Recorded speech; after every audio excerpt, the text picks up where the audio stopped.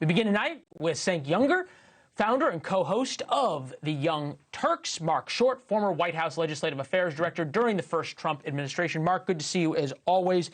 The United Auto Workers just put out a statement praising Donald Trump's tariffs of 25% on foreign-made automobiles. Do you ever think you'd see the day that the United Auto Workers was praising a Republican president? Well, I guess, Leland, I would, in the sense that I think Donald Trump has appealed to that voter segment. I think in 2016, his victory of winning in the Rust Belt of America is what secured his victory in Wisconsin, Ohio, Michigan, Indiana, Pennsylvania. And so he has appealed more to that voter than traditional Republicans. And so in a traditional sense, you're right, Leland, no. But certainly I think as far as President Trump, ever since he came on the stage, it has been an audience that he has sought to win over, and I think he's been pretty clear in pushing that. And I think that, you know, in particular this time around, he has a set of economic advisors who are longtime labor union economists. And so it's not as much of a surprise right now. Peter Navarro, to that point, joins us tomorrow. Cenk, you think about Democrats who hate Donald Trump. They view him as a threat to democracy. They don't like anything he's doing, yet they keep doing the same thing over and over to oppose him. It doesn't work. Will they change? Yeah, well, I hope they do.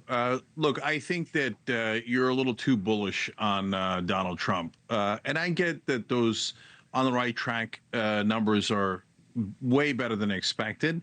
And I understand why. And I agree with you on the core of your message that I don't think it's that people love Trump. It's that I think that they hate the establishment.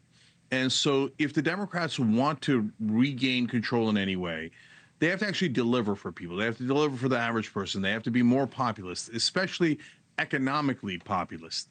So if they double down on being pro-establishment, they're toast, because that's the one thing the country absolutely despises on both sides. And that's been the greatest gift to Donald Trump.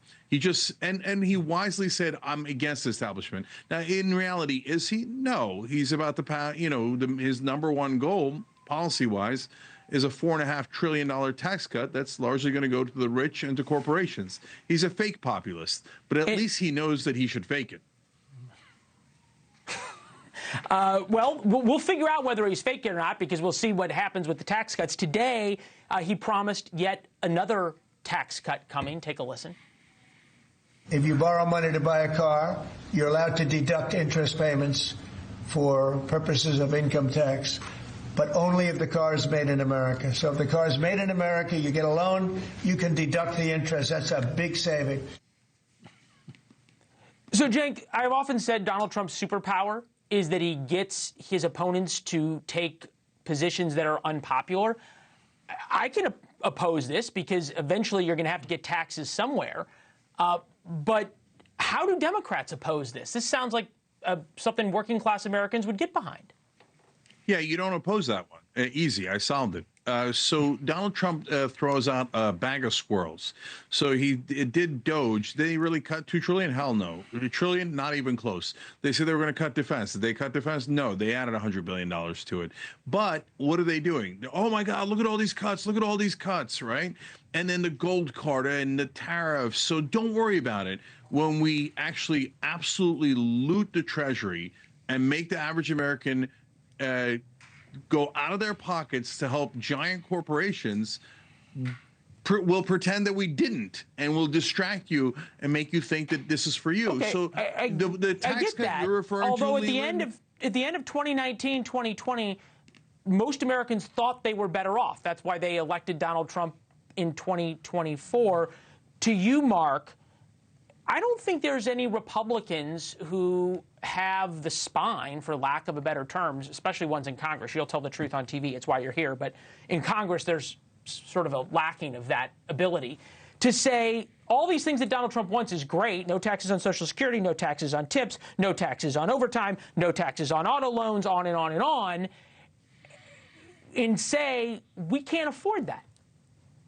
Well, you're right, Leland. I mean, both parties have spent too much, and the reality is that right now, as long as Donald Trump is as popular as he is inside the party, Republican members in Congress are reluctant to speak out against anything he does because they're concerned that he will primary them. I think to your opening, monologue, I think you're right. The reality is that he's a tremendous contrast to Joe Biden. You see an aggressive, very energetic president versus somebody way past his prime. The Democrats lied about his physical stamina, and you see him taking on issues on the border. But I do agree with Cenk here on one thing, and that is that I do think that the economy is softer, and it was one of the reasons that voters voted for Trump was, I think, primarily because of the border and the economy. And next week's going to be a huge week between a special election in Wisconsin, followed by massive tariffs coming midweek, and a GDP number at the end of the week is going to be a very, very big week. And I think that a lot of the president's trade agenda is running counter to his pro-growth, deregulatory, and tax-cutting agenda. And I do think that that's a big weak spot for Republicans right now. Thanks for watching. Go to joinnn.com to find NewsNation on your television provider. And don't forget to click the red subscribe button below to get more of NewsNation's fact-driven, unbiased coverage.